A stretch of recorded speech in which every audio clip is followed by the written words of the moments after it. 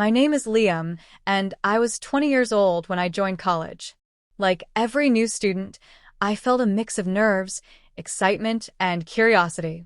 The campus was huge, alive with chatter, and filled with faces I'd never seen before. But there was one face I couldn't forget from that day, Ms. Eleanor Hart. She was my literature teacher, 50 years old, but she had the kind of timeless beauty that made you stop and stare. Her silver hair was tied back in a loose bun, and her eyes were deep, calm, and mysterious, like she'd lived 1,000 lives and carried every story with her. During the orientation, I noticed her watching me more than once. Not in a creepy way, but as if I reminded her of something or someone. After lunch, while most students moved to their first classes, I felt a gentle tap on my shoulder. It was her. "Liam, right?" she asked. "Yes, ma'am." "Could you help me with something in room 107? It won't take long." I nodded. I followed her through the quiet corridor. Room 107 was tucked away in the older wing, rarely used. She opened the door, and we both stepped inside. She turned and gently closed it behind us. I stood there quietly, unsure of what to expect.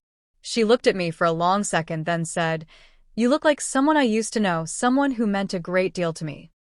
Her voice was soft, but there was sadness underneath. I didn't know what to say.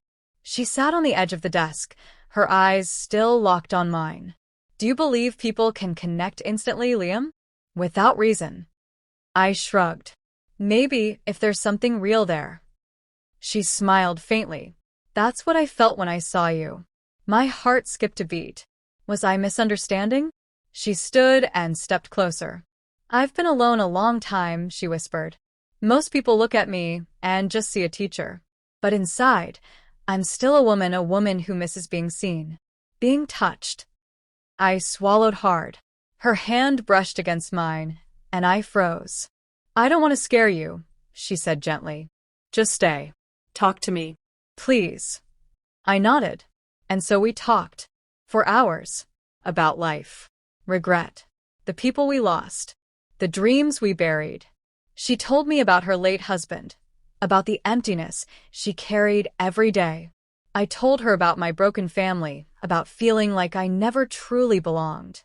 And then, slowly, like a wave creeping onto shore, our emotions turned into something physical. She leaned in, her lips brushed mine, tender, slow, longing. We kissed. Again. And again. The kisses deepened. Her hands trembled as they touched my face, and I pulled her close. We weren't rushing. It wasn't about lust. It was about filling the void inside both of us. For 6 hours, we stayed in that room, kissing, talking, holding each other like the world outside didn't exist. "I wish time could stop," she whispered in my arms. "I do too," I replied. But the clock kept ticking. As the sun began to set, we realized we had to leave. She walked to the door and tried to open it. It didn't move. She frowned and tried again. Nothing. "It's locked," she said. I walked over. "Turn the knob." Pulled. Pushed. Nothing. "This door doesn't lock from the outside," she said, confused. "There's no keyhole, not from this side." We both looked around, uneasy. Then I noticed something. A folded piece of paper, half hidden under the desk. I picked it up. There was only one line written in thick black ink. "Now you know how it feels to be watched. To be trapped." I saw everything. I looked at Eleanor. She stared at me in horror. Someone was here? And then we both realized. That old room didn't have a camera, but the small window in the door had been covered from the outside. Someone had planned this. And they weren't finished yet. I looked at the note again, the words burning into my mind. "Now you know how it feels to be watched. To be trapped." I saw everything. Ms. Eleanor Hart. Eleanor stood frozen beside me, her breath shallow. "Someone planned this," she whispered. "Liam, someone knew we were going to be here." I glanced around the room again. My heart thudded as realization sank in. The window on the door had been covered with black paper. Someone had done it while we were inside. Why would anyone do this? I asked. Eleanor's eyes were wide. "There's only one person I can think of," She trailed off. Who? I asked. Her face turned pale. Mr. Dawson, the head of the department. He's had his eyes on me for years. Controlling.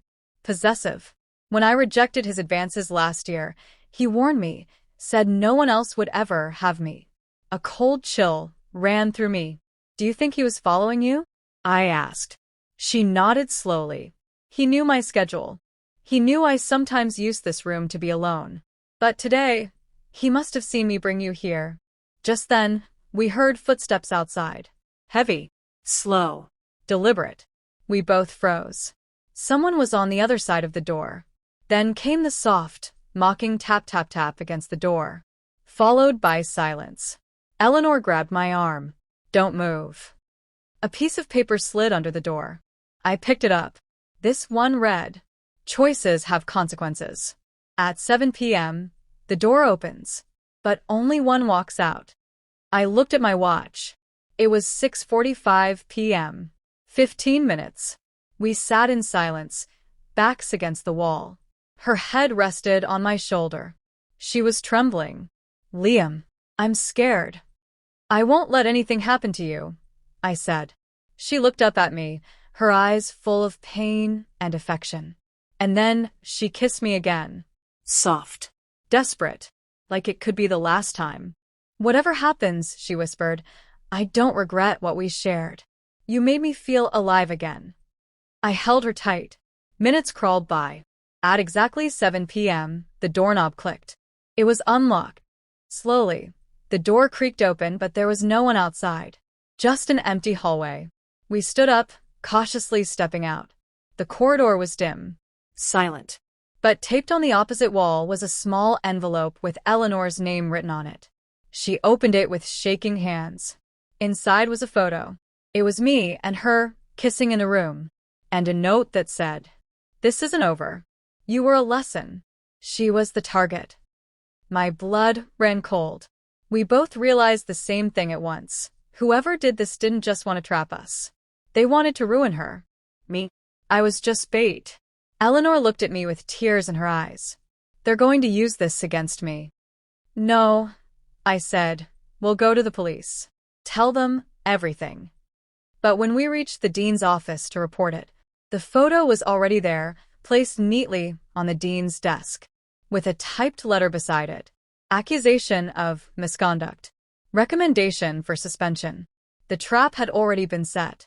They wanted Eleanor destroyed. As she was escorted away for questioning, she looked at me one last time and whispered, Don't forget me, Liam. This wasn't just a moment. It was real. And then she was gone. That was the last time I ever saw her. Or so I thought.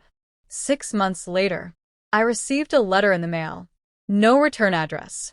Inside was a photo of Eleanor, standing on a beach, barefoot, smiling peacefully. And written on the back, New name, new life. I'm finally free. Thank you for being my miracle.